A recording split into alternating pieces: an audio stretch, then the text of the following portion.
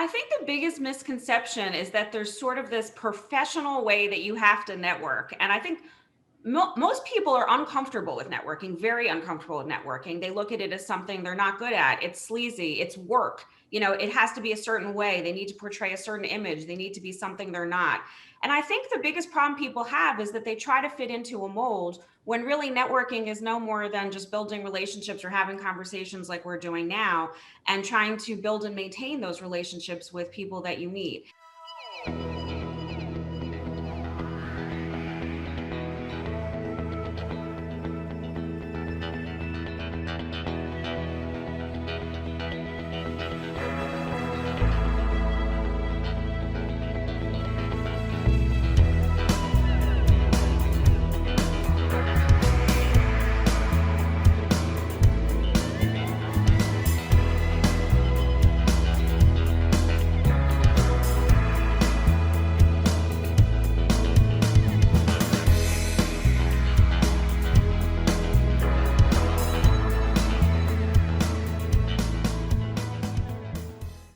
Hi, everybody. I'm Dr. Kristen Donnelly, one of the good doctors of Abbey Research. Here at Abbey Research, we deeply believe that curiosity can change the world because it's the only thing that actually ever has. We expand our worldview and our understandings of ways to be human through conversations, relationships, and stories. And this series is in service of that idea. It's called Welcome to My World. And I get to talk to fascinating folks from all over the world who are different than me, which is literally everybody about something in their lives that they are an expert in or passionate about, and they know more than I do, or maybe even you. And we get to see the world through their eyes for a short amount of time. It's a real gift. And today's guest is no exception to that rule. I am joined by an offline friend, glad to have her as an online interview subject, is Jennifer Lynn Robinson, who is the CEO of Purposeful Networking. She's also a lawyer, so she gets that comma Esquire. Her services include consulting, moderating, serving as an MC, keynotes, and workshops. Let me tell you, her social media, she's like one of the mayors of Philadelphia's social life. Like, she's all over the place. Her expertise is in strategic networking, communications, public speaking, and workplace relations. She does motivational speaking centered on the themes of storytelling and resilience, following her own recovery and reinvention after a near-death event. She did give a TEDx talk, fellow TEDx speaker, on change and disruption in June of 2020. The link will be below. She's a media contributor who's been featured both locally and nationally. Guys, this is a long list. CBS, NBC, Fox, Forbes, HuffPo, Thrive Global, the Chicago Trib, Philadelphia Magazine, and she contributes to Entrepreneur Magazine. So really, not anybody who knows what they're talking about joining me today at all. My gracious Jennifer, thank you so much for joining me. Thank you so much for having me. What a beautiful introduction. I'm like, who is this person? This is amazing. I need, you kind of need that boost once in a while, like you're home and you're like siloed in your home office and you're like, yeah, there's some things that happen that are cool, But trust, as like somebody on the outside of your life, there's lots of cool things that are happening. You're doing a great job. So let's kick it right off. One of my favorite kind of things that you talk about is how to network strategically and powerfully. And I would imagine that then you have some thoughts on what we're doing wrong with traditional networking. So can you pick one of those, pick some of that? Can you just share your thoughts? I think the biggest misconception is that there's sort of this professional way that you have to network. And I think most people are uncomfortable with networking, very uncomfortable with networking. They look at it as something they're not good at. It's sleazy, it's work. It has to be a certain way. They need to portray a certain image. They need to be something they're not.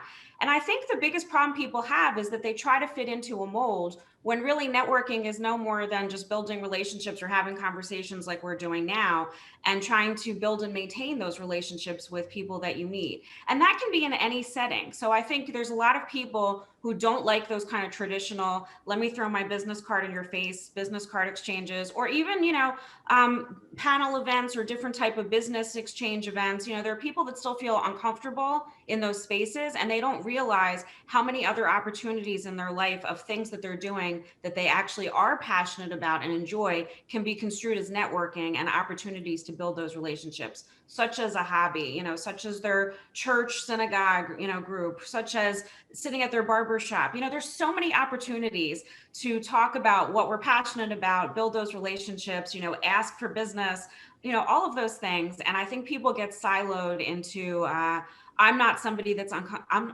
comfortable with networking. I don't really want to go to a business event, and therefore I can't network. To me, that's the biggest struggle. That makes total sense. I mean, I hate business card exchanges because it feels like a competition of how many cards you can get, and it's not about building relationships. And this is what's tricking in my brain as you're talking, is that especially for introverts or for people with social anxiety, they might feel like networking is completely off the table for them. Right. And if they're trying to do business growth, I'd imagine that's very paralyzing. Yeah, I mean, I think with people who are introverts, I'd say the biggest advice I would give is if you're on a path where you say, I really need to start networking and I'm just going to throw myself in, be careful how you throw yourself in. Because if you're somebody that's an introvert, you don't want to start with a 200-person networking event. You might want to go to something that has 8 or 12 people. And that way you can have sort of those one-on-one conversations within the room and not feel intimidated. Maybe you build up to those bigger events. Maybe you never do. It's totally fine. There's not one way to network. But I think, if you're starting out or you're an introvert, don't set yourself up for failure. It's interesting you brought up introverts, because I feel like, I've been working with a lot of people during the pandemic, and I've gotten all kinds of different views on some people really feel more comfortable. The people who are introverts or maybe who didn't like networking the way I do, they are more comfortable behind, the Zoom talking to people. They feel like it's less stress. And they're actually able to network more and better and feel more comfortable about it. And then there's people that feel the opposite, like me, who like being in front of people, so it's interesting how it's played out during the pandemic. Oh my gosh. Yeah. And I think, so my business partner when we talk about this frequently, is a classic introvert. She gets overstimulated really easily. She doesn't care for large events at all, especially now post-pandemic. She experienced the pandemic entirely at home. And I am a raging extrovert. All my energy comes from other people, outside stimulation, things like that. And so there are times that Zoom is really draining for me. And so my discipline has had to be over the last year is to lean into Zoom as much as I can as a really great networking tool. And that mindset shift was very difficult for me, of understanding that every conversation about what I'm passionate about is networking, and this connects in my brain. The other thing I wonder, and please tell me if I'm wrong, is that one of the reasons people hate networking is that they don't love their job. Right. And so it feels awkward to talk about a thing you don't like doing.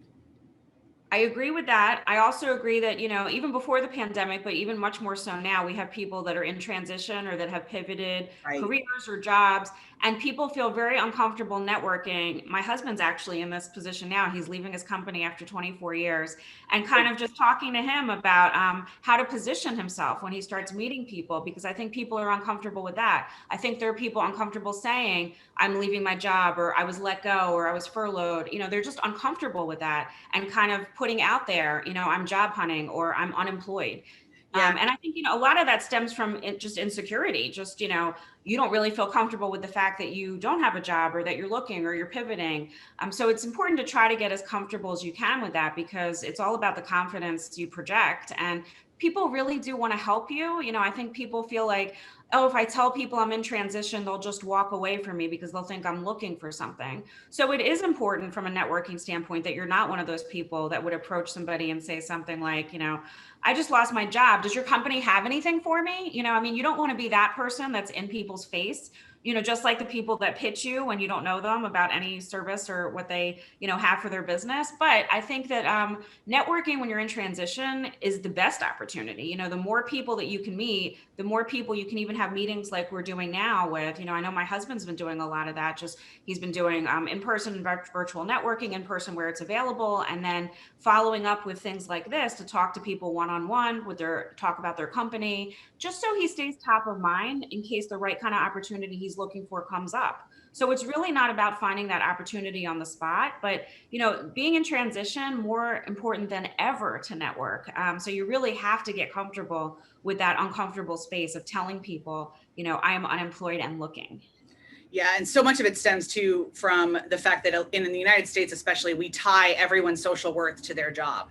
Yes. And it's really hard. So I'm curious, for people who are in transition and need to get comfortable and need to position themselves, what's your advice for how they go about that process?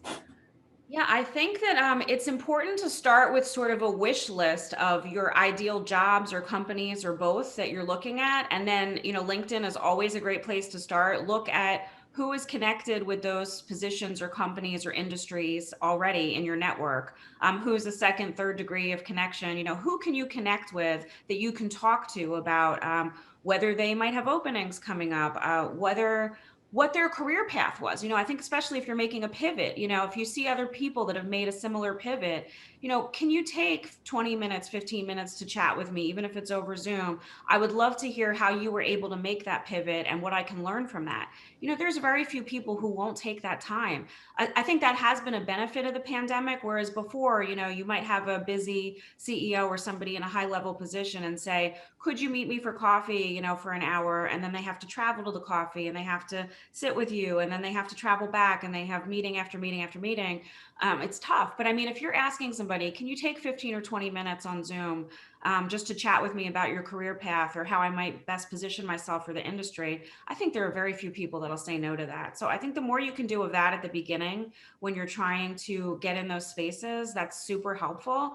And really just trying to put yourself out at different things than you normally would that are outside of your comfort zone. And you can do that virtually or in person. So as I mentioned a few minutes ago, people's hobbies and things like that. But I mean, for me, I think one thing I've done during the pandemic, I know you said you've had to really lean into Zoom. I feel like I've done the opposite. At the beginning, I was like, this is the way it is. I got to be on Zoom all the time. And then I just can't. I'm going to be honest.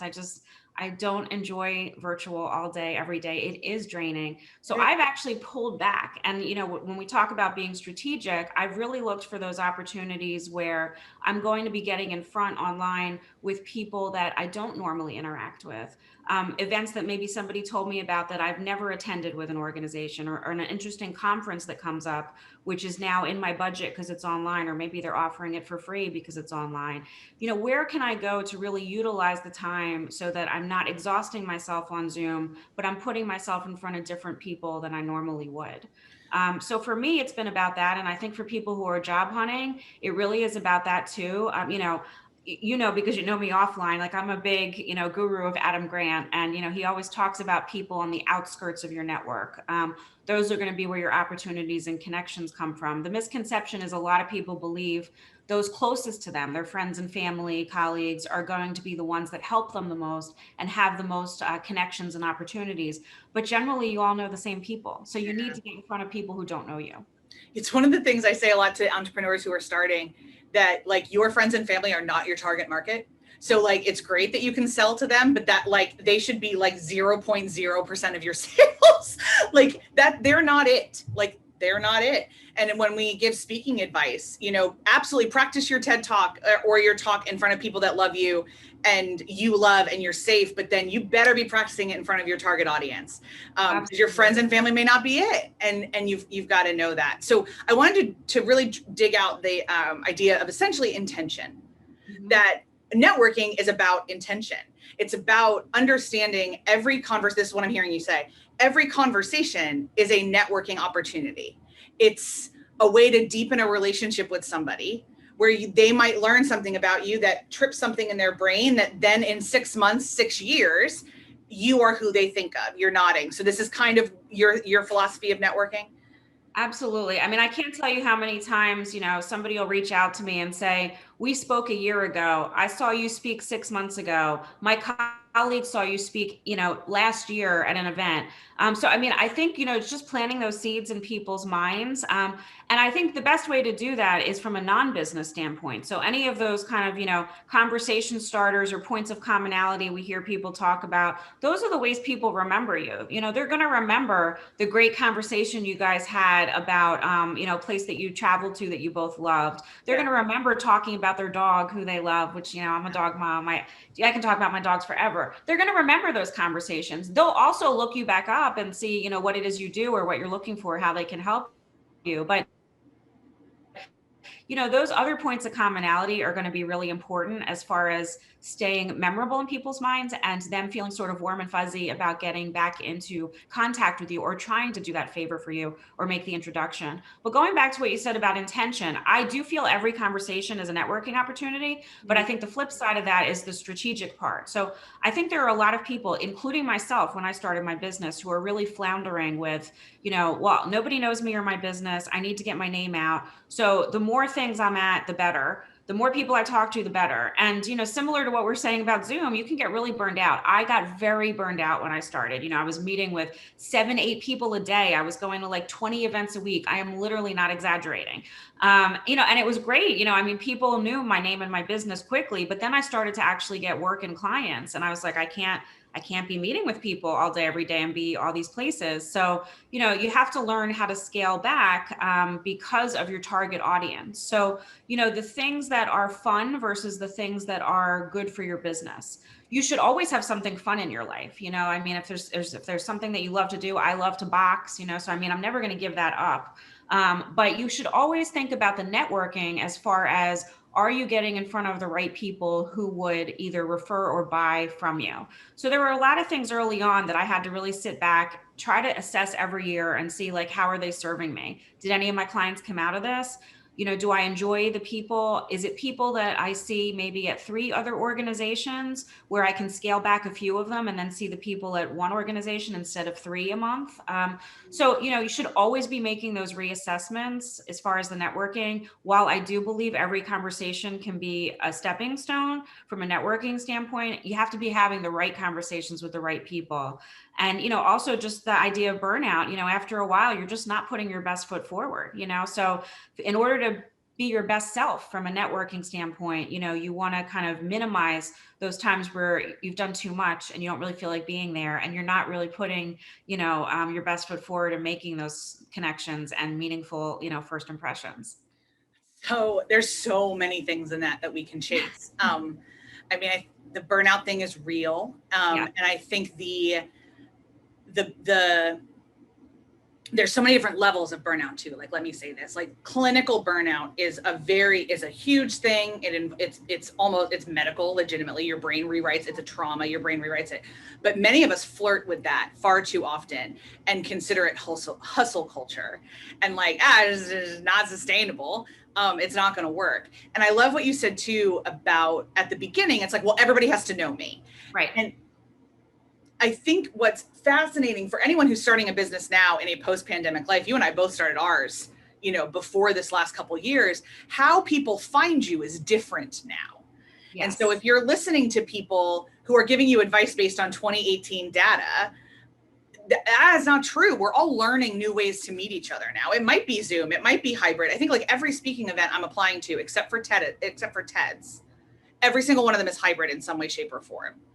Like, yeah, I am happy to see the hybrids because, like I said, for me, I'm so over virtual. I totally get that from a health standpoint, this might be still where we're at for a while, but I think if you can find those opportunities, if you're comfortable to have those in-person interactions, to me, that's best. But you're right. Things are not the same from a networking standpoint as they were pre-pandemic, and you have to adapt. If you haven't, it's been 18 months. If you haven't adapted yet, like, you really need to rethink. You really need to rethink things. Yeah. If you haven't adapted, we'd like to introduce you to the company BlackBerry, and right. You can't be at this point and say, I'm not on those, Zooms and all these other channels. Like, if you're not, I don't know what's happened to your business for the last 18 months. Cause like you said, as a speaker, I'm sure similar to you, I've had to move virtually all my speaking online. Do I love doing it online? No, I'd much rather. I get my energy from audiences too, just the way you do. So, but you have to adapt. Adapt and change is kind of key to life. So in any aspect of your life. So, we've all had to adapt, there's one that I applied to that's in Dubai. And as much as I would love to travel to Dubai someday, I really like the next day's one in here in Philly that I really want to be at. So I really appreciate this. Like, I can pop into Dubai via Zoom. Like, it's great to do. And I'll say too, for networking intentionally during the pandemic, something that I've really discovered is Clubhouse, and have really ended up doing that. And so like, that's another strategy to kind of understand, and one of the things to tie this kind of all together, because I want to be mindful of our time, is what I hope you guys have heard Jennifer say is that a lot of networking is just being who you are and being it strategically.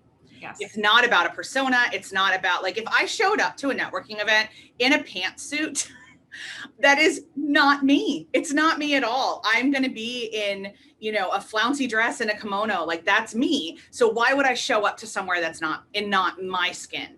And I think for a long time, especially because networking was so dominated by corporate, especially finance, there was a real narrative of perfection. There was. Yeah. Yeah. And we just can't, first of all, the world has moved on from that myth of perfection. Thank God. Yeah. Thank God.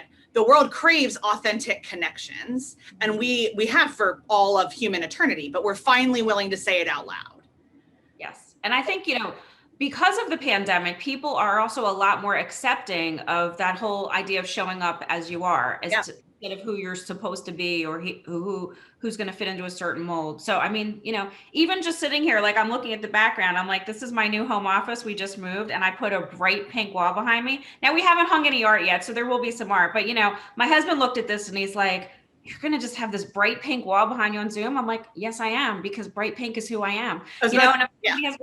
When I think of you, I think of bright colors. So it totally works. Yeah. I don't care. It's like, I think, people are just more unapologetic now, having been through all these months. Like, take me as I am, this is what I'm about. If it doesn't appeal to you, let's just move on. Right. Yeah. And I think there's a lot of upfront stuff about that. Like, I've started putting prices on my website, which I never did before COVID, ever. Cause now I'm like, let's get this all out of the way. Let's put it up front and let's say, hey, this is what it is. And let's move on. And I think there is an international movement of, like, life is too short to sweat the small stuff. Yeah. And I mean, that was around before, but I think it was more lip service than it is now. Really gotten it. So as we wrap up, and again, want to be mindful of time. And I'm sure you have 19 other media appearances to jump on in the next little bit. You're so gracious here.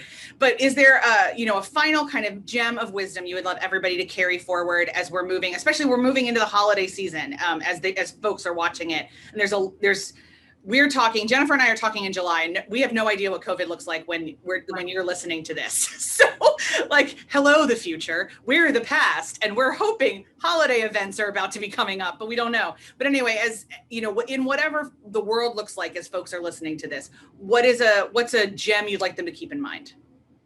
Yeah, I think, unfortunately, I do think if I had to predict the future, as the weather gets colder and with the variant, like, we may be more homebound than we are now, with the kind of the little bit of sense of freedom we're having with summer and warmer weather, and, with people still having strong vaccinations. So predicting that, I would say, really keep in mind, if we get to October and we're in some semi form of lockdown, or we're more restricted to our houses again, what is going to serve you to get online and do? If there are holiday events, even if they're all virtual again, you don't have to attend 50, attend the ones that make sense or that bring you joy. But, it's very easy. I mean, even somebody like me who's an extrovert, like, I had periods of this pandemic where I didn't really want to talk to or see anyone. Like, how much longer can this go on? And, like, I just don't want to talk to anybody. So anything that you can do to not keep yourself in that space, whether it's putting yourself out, hopefully we are going to be able to go out and dress up and go to the fun holiday networking events, parties. But if not, make it festive, make it fun. Don't concern yourself so much with how to sell. Just try to maintain your mental well-being, your happiness, and form some relationships by going to the things that you find interesting and fun. And you'll build relationships from there. Don't worry about what you should be doing. Just worry about what is going to serve you. I love that. That is, my gosh, like, guiding light for everything in business. Don't worry about the shoulds, worry about what feels right. Jennifer, thank you so much. That's so great. Thank you so much. Thank you for having me. Oh, this is so much fun. Folks, if you loved our conversation, please give it a thumbs up here. The YouTube algorithm is obsessed with that little icon. And if you liked the conversation and the vibe, and you like me, hi, I have fascinating conversations like this all the time. So please subscribe to the channel, hit the bell so you don't miss a single one. I want to thank my guest again, Jennifer Lynn Robinson. All of her contact details, including her fabulous TEDx, are going to be linked under the show notes. Please do not miss them. I'm Dr. Kristen Donnelly. This has been Welcome to My World, and we'll see you next time.